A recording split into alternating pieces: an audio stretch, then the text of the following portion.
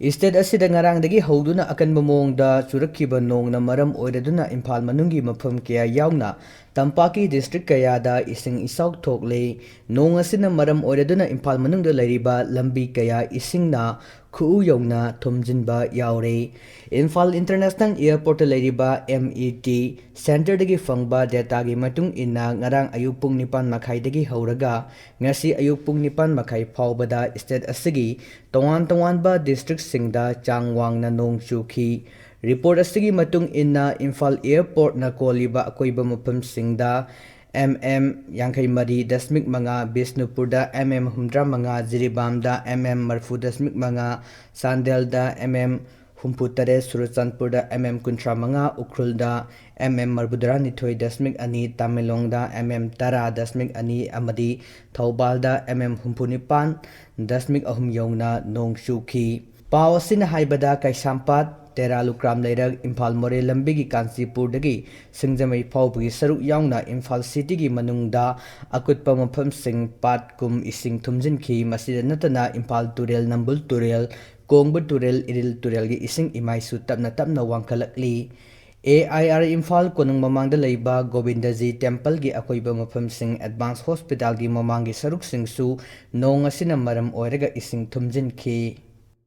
Cyclone Remalgi Iwai inil na maram oiraduna state asida ngarangdagi hoduna churakhiba nongna maram oiraduna mafam kayada ising thumjinkhre Imphal jiribam lambi faonakhidre akanba mawngda kuina churakhiba nongna maram oiraga Imphal jiribam lambi National Highway 38 paringda Kangpokpi district ki manung chanba ke sinam amasung ti laijang khulgi marakta lambi namthakhiba aduna maram oiraga gari kaya thauba yadaduna Kamduna lerekiba pot puba truck onthaduna lokhada tasinkhre Pau asina haibada lokhada potche yauba Tata ama lokhada tasinkhrabasu mi asok apandi yaukhide thaudok aduda maram oiraga Imphalda changnakpa gari kaya lambi paring asida panduna leinari masigi mathakta National Highway 38 lambi paring asigi mafam kayada landslide macha thoktuna lambi chathok chasinda chauna khudong chadaba mayoknare Pau sina makata na haibada landslide chauna thoktuna gari onthakhiba mafam asi NHID cell na nauna lambi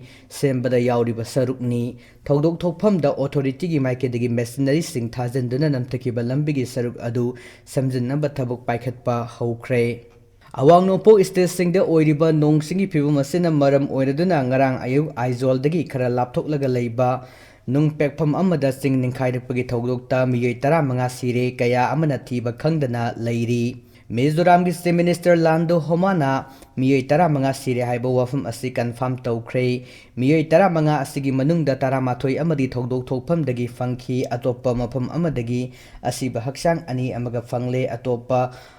amadagi haksang amaga sufangle hairi Mizoram government gi maikidagi laikhidraba singi lehuriba imung manung singda lupa lakh mari gi excretia gi sanpam piragani haiduna Chief Minister na laukthokre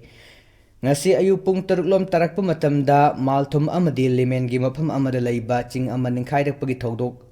amasu thoki haujuk phawbagi oina asiba haksang ama phangkhre atoppa mi nankhiba yaubra haina kana thibagi thabak chathari ching ningkhaiba aduda manak nakpada leiba yum amadi car kaya leibak manungda leikhre hairi